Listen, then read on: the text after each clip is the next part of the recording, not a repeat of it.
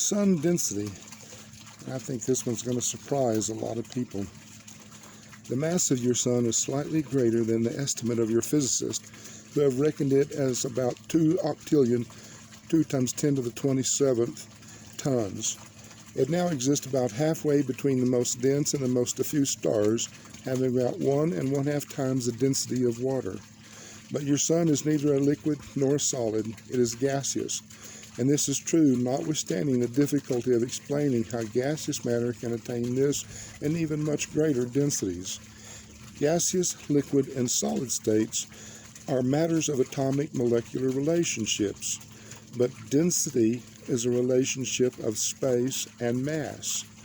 Density varies directly with the quantity of mass in space and inversely with the amount of space in mass, the space between the central cores of matter and the particles which whirl around these centers, as well as the space within such material particles. Cooling stars can be physically gaseous and tremendously dense at the same time. You are not familiar with the solar supergases, but these and other unusual forms of matter explain how even non-solid suns can attain a density equal to iron, about the same as Urantia, and yet be in a highly heated gaseous state and continue to function as suns.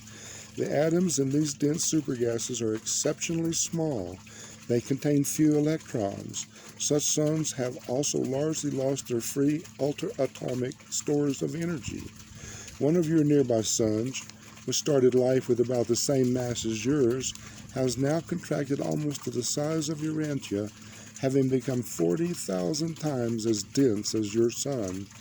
The weight of this hot, cold, gaseous solid is about 1 ton per cubic inch, and still this sun shines with a faint reddish glow, the senile glimmer of a dying monarch of light. Most of the suns, however, are not so dense. One of your nearer neighbors has a density exactly equal to that of your atmosphere at sea level. If you were in the interior of this sun, you would be unable to discern anything, and temperature permitting, you could penetrate the majority of the suns which twinkle in the night sky and notice no more matter than you perceive in the air of your earthly living rooms. The massive sun of Urantia, one of the largest on Overton, has a density only 1/1000th that of Urantia's atmosphere. Were it in composition similar to your atmosphere and not superheated, it would be such a vacuum that human beings would speedily suffocate if they were in or on it. Another of the Overton giants now has a surface temperature a trifle under 3,000 degrees. Its diameter is over 300 million miles, ample room to accommodate your sun in the present orbit of the Earth.